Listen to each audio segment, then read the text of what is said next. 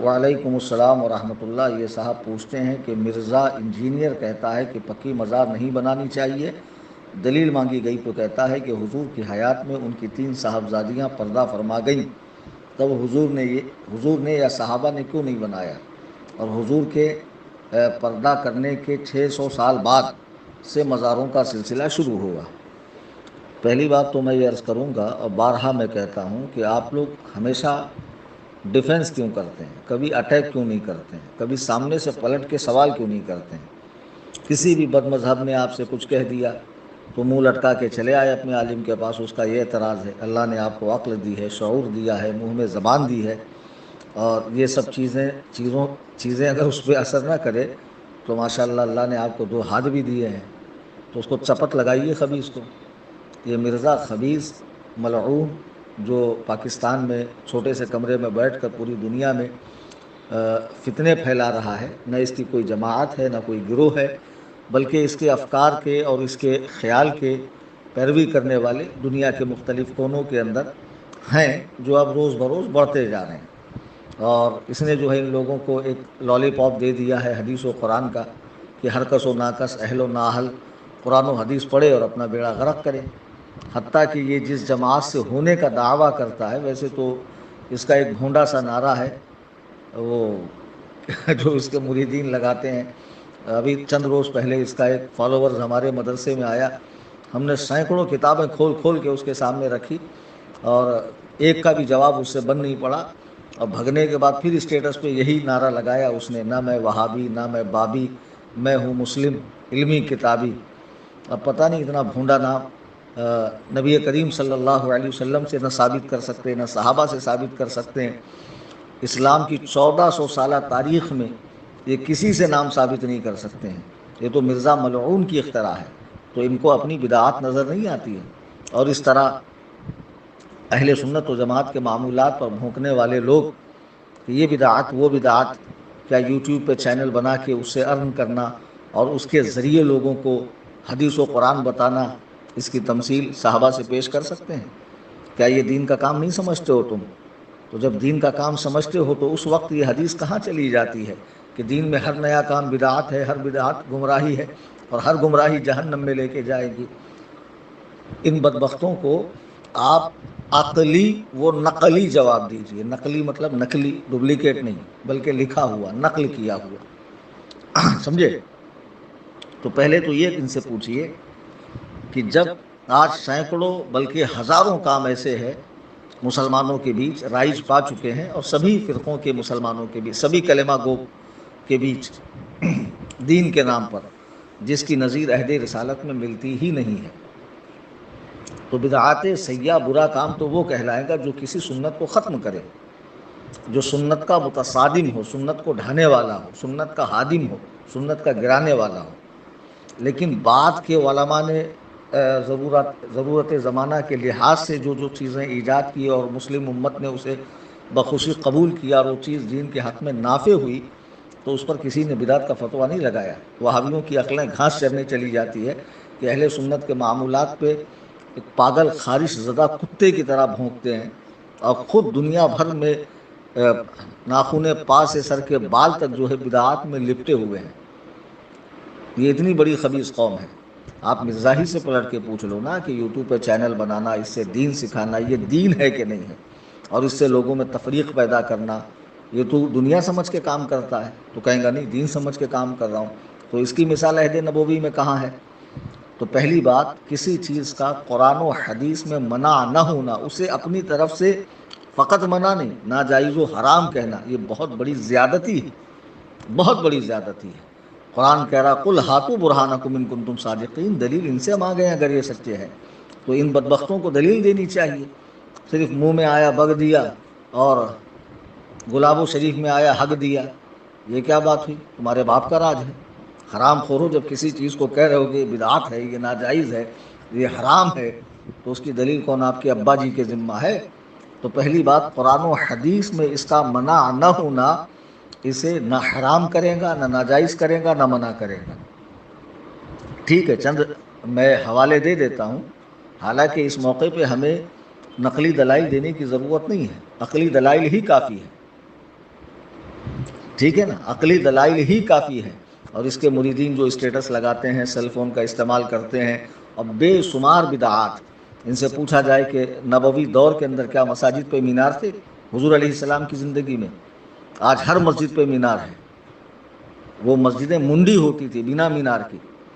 کیا یہ آج جن کتابوں کو لے کر بیٹھتا ہے سامنے ٹیبل پہ، حالانکہ خود اسے پڑھنی نہیں آتی ہوں گی، بدبخت کو اردو ترجمے دیکھ دیکھ کے کتاب پڑھتا ہے، خالص عربی کتاب جس میں زیر زبر نہ ہو، اس کو چھٹی کا دودھ یاد آ جائے گا بے وقوف حرام الدہر کو۔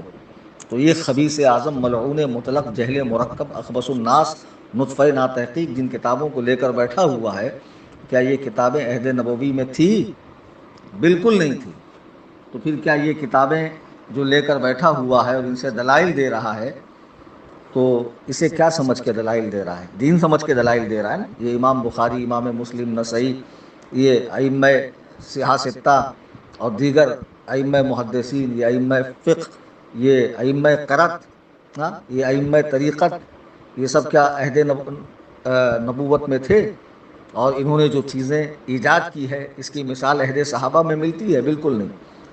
تو ایسے سینکڑوں کام ہیں۔ بہرحال ایک حوالہ آپ نوٹ کر لیں، علامہ اسماعیل حقی رحمۃ اللہ علیہ، قرآن کریم سورہ توبہ کی جو آیت نمبر 18 ہے، انما یعمر مساجد اللہ من آمن باللہ، اس آیت کریمہ کی تفسیر کرتے ہوئے ارشاد فرماتے ہیں کہ علماء اور اولیاء صالحین کی قبروں پہ عمارت بنانا جائز کام ہے، جبکہ اس کا مقصد یہ ہو کہ لوگوں کے دلوں میں، ان کے نگاہوں میں صاحب مزار کی عظمت بیٹھے اور وہ لوگ صاحب قبر کو حقیر نہ سمجھیں۔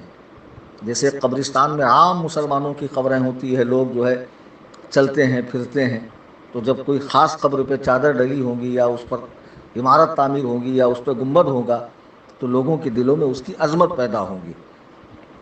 اور اسی طرح علامہ ابن عابدین شامی رحمۃ اللہ تعالی علیہ رد المختار میں، جس کی جلد 3 اور صفحہ 170 پہ ارشاد فرماتے ہیں علامہ ابن عابدین شامی رحمۃ اللہ علیہ، اگر میت مشائخ اور علماء اور سادات کرام میں سے کسی کی ہو تو ان کی قبر پہ عمارت بنانا یہ مکروہ نہیں ہے، سمجھے؟ مزارات اولیاء پر عمارت تعمیر کرنا، گنبد تعمیر کرنا، کتبے لگانا، وہاں کی حاضری دینا، وہاں ایصال ثواب کرنا یا ان کا توسل پکڑنا، یہ ساری چیزیں جائز ہے۔ بس یہ فتنہ پھیلانے والا کسی دن انڈے میں سے باہر آئے اور کسی عالم سے روبرو ہو، پھر اس کے بعد اس کو پتہ چلے گا کیا جائز ہے کیا ناجائز ہے، وہیں سے پڑیا چھوڑ دیتا ہے گانجے کا سٹا مار کے، اور اس کے پگلے مریدین یہاں فتنہ پھیلاتے ہیں اور سمجھاؤ تو سمجھتے نہیں۔ ابھی 2-4 روز پہلے ہمارے سامنے جو ہے ہتھیار ڈال دیا ہے، ایک کو کتاب پڑھنے کے لائق نہیں تھا، جب سامنے ہم نے کتابیں رکھی اور بھگ گیا، اور بھگ کر اس طرح کا اسٹیٹس لگا رہا ہے۔ اتنے بڑے ذلیل ہوتے ہیں یہ لوگ۔ اب رہا مزارات پہ کتبے لگانا، تو اس کی بھی احادیث میں اس سلسلے میں بھی روایت موجود ہے کہ ابو داؤد شریف کی حدیث ہے، نبی کریم صلی اللہ علیہ وسلم نے حضرت عثمان بن مظعون رضی اللہ تعالیٰ کا جب وصال ہوا، انہیں دفن فرمایا تو آپ کے سرہانے ایک پتھر نصب فرمایا اور فرمایا میں اس پتھر کے ذریعے اپنے بھائی کو جانتا رہوں گا اور ان کے قبر کے ساتھ میرے گھر والوں میں سے جن کا انتقال ہوا ہوگا انہیں دفن کروں گا۔ نبی کریم صلی اللہ علیہ وسلم نے ان کی قبر پر ایک پتھر لگایا۔ تو اس حدیث سے معلوم ہوا کہ قبر پر یادداشت کے لیے پتھر لگانے میں حرج نہیں ہے۔ ہاں، جو عام قبریں ہوتی ہے ان میں نہیں لگانا چاہیے، چونکہ ان پتھروں میں بہت ساری آیت قرآنیہ، احادیث وغیرہ بھی لوگ لکھتے ہیں، تو بے ادبی نہ ہو۔ تو بہرحال مزارات اولیاء پر عمارت تعمیر کرنا اسی طرح جائز ہے جیسے کہ قرآن کریم کو کتابی شکل میں چھاپنا۔ کیا اللہ کی مقدس کتاب جو آج کتابی شکل میں پوری دنیا میں ہے، عہد نبوت میں تھی؟ جب یہ کہتا ہے کہ رسول اللہ کی 3 بیٹیوں کی مزاریں ان کے زندگی میں نہیں بنی، تو کیا حضور پر جو قرآن نازل ہوا آپ کے سینہ اقدس پر، وہ کتابی شکل میں لایا گیا؟ نہیں، وہ سرکار کی دنیا سے جانے کے بعد لایا گیا۔ کیا عہد صحابہ میں قرآن پر اعراب لگے؟ نہیں، وہ تو حجاج بن یوسف نے لگائے، ٹھیک ہے نا۔ قرآن کریم کی جو اور دیگر قرأتیں تھیں اس کو ختم کر کے قرآن کو حروف قریش میں پڑھا جانے لگا، یہ حضرت عثمان رضی اللہ تعالیٰ۔ اذان جمعہ کی اذان ثانی یہ حضرت عثمان رضی اللہ تعالیٰ کی سنت ہے۔ تراویح 20 رکعت نماز با جماعت کے ساتھ، یہ حضرت عمر کی سنت ہے۔ سینکڑوں مثالیں ہیں، یہ سب عہد نبوت میں نہیں تھی۔ اور پھر اس کے بعد تیسری صدی ہجری میں تمام احادیث وغیرہ مدون ہونے لگی، فقہ مدون ہونے لگی، پہلی صدی کے اخیر اور دوسری صدی کے شروع میں، اور پھر اسی طرح قرأتوں کا اہتمام ہونے لگا۔ آج یہ جو مدارس اسلامیہ ہیں اور ہر مکتبہ فکر کے ہیں، وہاں جو باقاعدہ ایک کورس پڑھایا جاتا ہے، کیا صحابہ اس طرح کا کورس کرتے تھے؟ کبھی سنا صحابہ کے نام کے آگے مفتی ابو بکر، مولانا عمر، حافظ عثمان، قاری علی رضی اللہ تعالیٰ رضی اللہ عنہ، سنا؟ کبھی نہیں سنا۔ تو یہ بدبختی کی جو باتیں کرتے ہیں ان کے سامنے آپ، ابھی چند باتیں میرے ذہن میں تھی، میں نے عرض کی، آپ سینکڑوں ہزاروں نوٹ کر لیجئے اور ان سے سوال پوچھیے، خالی منہ بنا کر سن کر مت آئیے، بلکہ اٹیک کیجیے اور پوچھیے، جب یہ چیزیں بدعت ہے تو یہ چیزیں کیسے دین بن گئی؟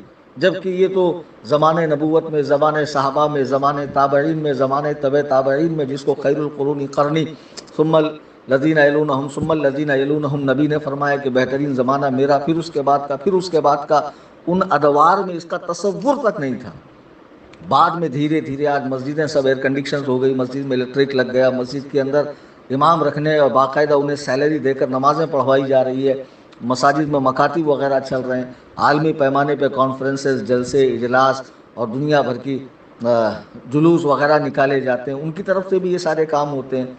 تو ان کے حوالے سے بھی آپ جو ہے زحمت فرما کر دلیل مانگ لیا کریں، اور سب سے بڑی بات، ایسے ملعونوں کو، خبیثوں کو قطعی نہ سنیں کہ ایمان کا طوطا اڑنے میں دیر نہیں لگتی ہے۔ پیارے اعلیٰ حضرت فرماتے ہیں، شہد دکھائیں، زہر پلائیں، قاتل ڈائیں شوہر کو، اس مردار پہ کیا للچانا، دنیا دیکھی بھالی ہے۔ اپنے ایمان کی خیر منائیے، مذہب مہذب اہل سنت و جماعت پر سختی سے قائم رہیے، جس کو مسلک اعلیٰ حضرت کہا جاتا ہے، اسی میں آپ کی دنیا اور آخرت کامیاب ہے۔ اللہ تعالی ہمیں اسی سچے مذہب کی پیروی نصیب فرمائے، اس پہ استقامت نصیب فرمائے، اور اسی میں ہمارا خاتمہ بالخیر فرمائے۔